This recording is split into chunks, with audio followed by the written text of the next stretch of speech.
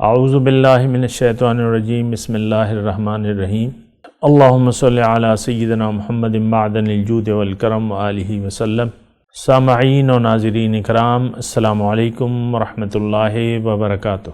آج کا ہمارا موضوع یہ ہے کہ نماز کی حقیقت کیا ہے۔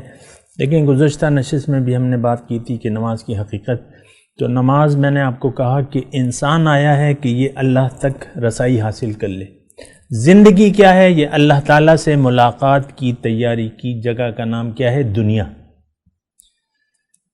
اس میں زندگی اللہ تعالیٰ نے کوشش کے لیے دی ہے کہ آپ اللہ تعالیٰ کی ملاقات کے لیے بھرپور جد و جہد کریں۔ وَجَاهِدُوا فِي اللَّهِ حَقَّ جِهَادِهِ، اللہ کے راستے کے بارے میں محنت کرو، سخت محنت کرو جیسا کہ حق ہے۔ تو اللہ تعالیٰ آپ کو ایک بلند مقام دینا چاہتا ہے۔ اس کا طریقہ کیا ہے؟ بندگی۔ بندگی کا خلاصہ کیا ہے؟ نماز۔ نماز ہم جو پڑھتے ہیں وہ آپ کو میں نے بتایا کہ نماز معراج ہے۔ الصلاۃ معراج المومنین، آپ معراج ہے۔ معراج میں کیا ہوتا ہے؟ ملاقات ہوتی ہے۔ ملاقات میں بات چیت ہوتی ہے۔ جب آپ اللہ اکبر کہہ کے نیت باندھتے ہیں تو اس کا مطلب یہ ہے کہ آپ اللہ کے حضور کھڑے ہو گئے۔ ہاتھ باندھتے ہیں آپ نے کہ نہیں باندھتے؟ ہاتھ باندھ کے اللہ کے حضور کھڑے ہوتے ہیں، اور پھر پہلے تو آپ دیکھیں نماز کی جو ترتیب ہے وہ کیا ہے۔ سب سے پہلے اللہ تعالیٰ کی آپ تسبیح اور تمہید کرتے ہیں، سبحانک اللہ۔ اب یہ سارے جو سبحان تسمیہ ہے، یہ سبحانک اللہ، اس میں یہ ہے کہ آپ براہ راست اللہ تعالیٰ کی سے مخاطب ہو کے اس کو کہتے ہیں کہ اے اللہ تعالیٰ تو پاک ہے، ہر عیب سے، ہر اس سے نقص سے پاک ہے، تمام تعریفیں تیرے لیے۔ سبحانک اللہم و بحمدک و تبارک اسمک، اور تیرا نام بڑا بابرکت ہے۔ و تعالی جدک، تیری شان بڑی اونچی ہے، اور تیرے سوا تو کوئی میرا مقصود ہی نہیں ہے، تیرے علاوہ تو میرا کوئی محبوب ہی نہیں ہے، تیرے علاوہ تو مجھے کچھ چاہیے ہی نہیں۔ اس کے بعد آپ نے سورہ فاتحہ کا تو بہرحال وہ ترتیب ہے۔ بہرحال نماز کی حقیقت کے بارے میں آپ کو بتا رہا تھا کہ نماز اصل یہ ہے کہ آپ زندگی کو اللہ کے لیے گزاریں، غیر اللہ کے لیے نہیں گزاریں، اللہ کے لیے گزاریں۔ ہم تو غیر اللہ کے لیے گزار رہے ہیں عام طور پہ۔ انسان غیر اللہ کے لیے زندگی، غیر کیا ہے؟ آپ کا اپنا غیر ہے۔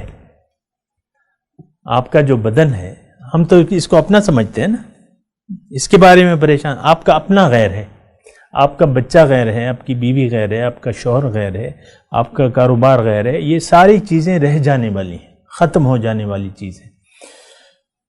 اللہ، زندگی اللہ کے لیے آپ نے، پھر زندگی سارے معاملات، یہ نہیں کہ آپ نے، مطلب ہمیں تو ایسا ادراک بھی نہیں ہے نا، لیکن بات یہ ہے کہ آپ نے ساری زندگی آپ نے اللہ کے لیے گزارنی۔ ہر کام میں آپ کے للہیت ہونی چاہیے، اللہ کی وجہ سے، اللہ کے لیے اور اللہ کی وجہ سے ہونا چاہیے ہر کام۔ تو اب یعنی آپ جو ایسی زندگی بندگی والی گزار رہے ہیں، اس میں 5 وقت 5 ٹائم اللہ تعالیٰ نے آپ کو انعام دیا ہے، تحفہ دیا ہے کہ اے بندے، تم میرے راستے میں جد و جہد تو کر رہے ہو، تم نے مجھے اپنا مقصود و محبوب و مطلوب تو بنا لیا ہے، ٹھیک ہے، میں بھی تمہاری ملاقات چاہتا ہوں، آؤ مجھ سے ملاقات کر لو، مجھ سے ملاقات کر لو، مجھ سے تجدید عہد کر لو، مجھ سے مدد مانگو، میری بندگی کا اعادہ کر لو، میرے سامنے میرے قدموں میں سر رکھ دو۔ وہ شعر بھی ہے نا، کیا ہے شعر اس میں کہ میرے جبین شوق کو بتا گیا راز کوئی، وہ شعر یاد ہے کسی کو؟ میرے جبین شوق کو بتا گیا راز کوئی۔ بہرحال مطلب یہ ہے کہ یہ سجدہ کیا ہے، آپ دیکھیں رکوع کیا ہے، سجدہ کیا ہے۔ تو رکوع جھک جانا، اور پھر سجدہ انتہائی، یعنی اللہ تعالیٰ کے آپ قریب ہو جاتے ہیں سجدے کی حالت میں۔ اپنا ماتھا ٹیک دیتے ہیں نا. انسان کا احترام والی جگہ جو ہے وہ ماتھا ہے، چہرہ ہے، ماتھا ہے. جب آپ زمین پر وہ رکھ دیتے ہیں، اس کا مطلب کہ آپ یعنی عبادت کا دیکھیں. ایک میں اس میں ایک اور آپ کو بات بتاؤں، عبادت ہے کیا؟ عبادت انتہائی ذلت بمقابلہ انتہائی محترم ہستی کے سامنے، یہ عبادت ہے. انتہائی ذلت بمقابلہ انتہائی محترم ہستی کے سامنے. تو آپ جب اب یہ ذلت کا مطلب عاجزی، انتہائی عاجزی. جب آپ زمین پر گر جاتے ہیں نا تو یہ انتہائی عاجزی ہوتی ہے. انسان کے سامنے بھی بعض اوقات یہ وڈیرے ہوتے ہیں، یہ وہ لوگ ہوتے ہیں تو وہ چاہتے ہیں کہ ہمارے سامنے لوگ جھک جائیں یا ایسا کوئی نہ. لیکن انسان کو تو سجدہ جائز نہیں ہے، لیکن اللہ کو سجدہ ہے، اللہ کو. تو اللہ کے سامنے آپ سجدہ ریز ہو جائیں اور اس میں اللہ تعالیٰ، یعنی یہ سجدہ جو کیفیت ہے وہ حدیث کا مفہوم بھی ہے نا کہ اللہ تعالیٰ اپنے بندے سے سب سے زیادہ قریب جو ہے سجدے کی حالت میں ہوتا ہے.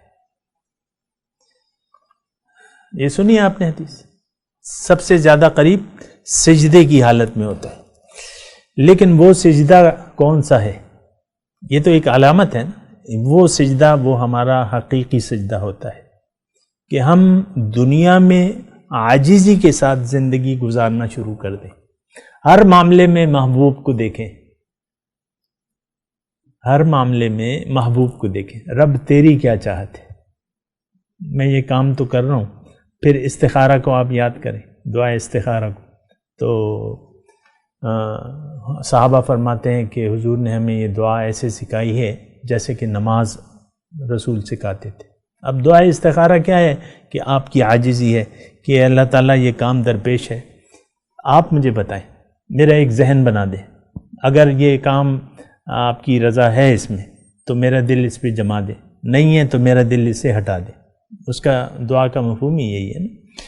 تو استخارہ تو اس کا اچھا پھر یہ ہے نا کہ سجدے کی میں بات کر رہا تھا کہ سجدہ آپ نے کرنا ہے، یعنی نماز، یہ ساری نماز کی میں آپ کو کیفیات بتا رہا ہوں.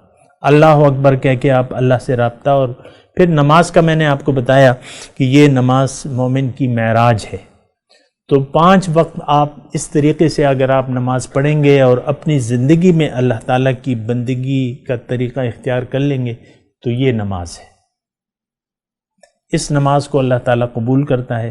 اور یعنی نماز جو ہے وہ حدیث کا مفہوم یہ ہے کہ بندوں کی نماز اللہ تعالیٰ کے حضور پیش کی جاتی ہے. مومن کی نماز جو ہے خصوصی طریقے سے، شاہانہ طریقے سے، باوقار طریقے سے اللہ تعالیٰ اس پہ خوش بھی ہوتا ہے. اور پھر جو نماز کے مقصد سے غافل نہیں ہے اس کی نماز کو اللہ تعالیٰ یعنی فرشتے یا جو بھی ہے وہ ایک گندے اور میلے کپڑے کی طرح اس کے منہ پہ دے مارتے ہیں، وہ مقبول نہیں ہوتی. ہماری عام نمازیں کیا ہیں؟ یہ تو ایک بالکل صاف بات ہے کہ یہ وہ نماز نہیں ہے جو ہونی چاہیے. نماز کے مقصد سے آج کا انسان غافل ہے، نہ وہ نماز پڑھنا چاہتا ہے. جو نماز حقیقی ہے ہم نہیں پڑھنا چاہتے. اللہ کے سامنے جھکاؤ نہ، یہ تو ہماری اپنی، وہ کہتے ہیں نا مائی لائف اور مائی سٹائل، میں اپنی مرضی سے جینا ہے.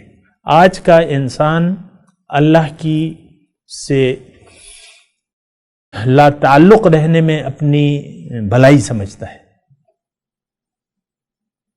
کہ نہیں میں نے بندگی، میں نے اللہ کے سامنے سر جھکانا، یہ اس سے تو میری ساری زندگی خراب ہو جائے گی. آزادی چاہتے ہیں نا انسان، آزادی چاہتا ہے کہ اس کو آزاد چھوڑ دیا جائے. کوئی کسی کا اپنے سر پہ ہاتھ نہیں رکھوانا چاہتا، خواہ کہ وہ اللہ ہی کا کیوں نہ ہو. انسان آزاد رہنا چاہتا ہے، اور یہ پابندی، بندگی نہیں، یہ قبول ہی نہیں کرتا. آپ دیکھ لیں نا، مذہب کو تو ہم نے اپنی خواہشات کے تابع کر دیا ہے، جو مرضی آئے کریں گے. زندگی، آج کا انسان اپنی مرضی سے زندگی گزار رہا ہے اور گزارنا چاہتا ہے، اس پر اصرار ہے اس کا. نہیں، بندگی کے لیے میں، یعنی یہ زبان سے تو نہیں کہتا، لیکن اس کا عمل اور اس کا لائف سٹائل جو ہے وہ پکار کے کہہ رہا ہے کہ میں کسی کی بات ماننے کے لیے تیار نہیں، خواہ وہ اللہ ہی کی کیوں نہ ہو، خواہ وہ رسول کا طریقہ ہی نہ۔